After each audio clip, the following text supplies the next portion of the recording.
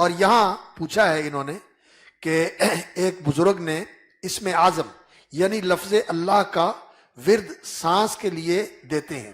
وہ کہتے ہیں کہ لفظ اللہ کو اللہ اللہ یہ لفظ جو ہے ایسے طریقے سے ادا کرو کہ انسان کے دل کے اوپر اس کا اثر اور انسان کا دل جو ہے وہ دبے.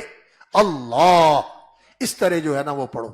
لیکن رسول اکرم صلی اللہ علیہ وسلم نے جو اذکار سکھائے ہیں ان میں مفرد لفظ کا ذکر، صرف لفظ اللہ کا ذکر، یہ نبی صلی اللہ علیہ وسلم سے ثابت نہیں اور اس کا معنی بھی نہیں بنتا. اللہ کا ذاتی نام ہے، یہ اللہ کا اسم اعظم ہے اور اللہ کا ذاتی نام ہے، لیکن ہمیں جو ذکر سکھایا گیا ہے وہ ہے سبحان اللہ، الحمدللہ، لا الہ الا اللہ، اللہ اکبر.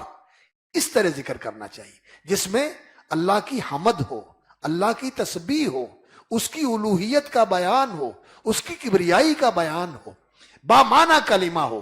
صرف اللہ کہنا یہ نام تو پاکیزہ ہے اور بہت برکت والا اور عظمت والا نام ہے، لیکن ذکر کرنے کے لیے ہمیں جو تعلیم دی گئی ہے وہ اللہ کی تسبیح، اس کی حمد، اس کی تحلیل کے ساتھ اس کا ذکر کرنا چاہیے، یا اللہ رب العزت کو اس نام کے ساتھ پکار کے اس سے دعا کرنی چاہیے. اللہم ربنا آتینا فی الدنیا حسنہ، اللہم ربنا ظلمنا انفسنا. اللہ کو پکار کر پھر اللہ سے دعا کرنی چاہیے.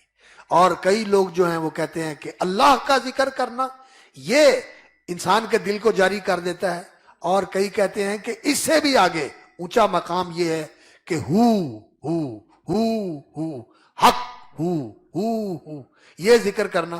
اور اس کے لیے پھر ایک خاص پریکٹس کے ساتھ کبھی اندر لے کے جاتے ہیں سانس کو، کبھی باہر لے کے آتے ہیں، جیسے مشق چل رہی ہوتی ہے. تو یہ سارے جو ریاضتیں اور یہ جو طریقے لوگوں نے بنائے ہوئے ہیں یہ سب لوگوں کے ایجاد کردہ ہیں، یہ بدعات میں آتے ہیں، یہ رسول اکرم صلی اللہ علیہ وسلم سے ثابت نہیں ہے. اس لیے ان سے بچنا چاہیے. اور یہ طریقہ جو ہے نا سبحان اللہ، الحمدللہ، لا الہ الا اللہ، اللہ اکبر، اس طرح اللہ کا ذکر کرنا.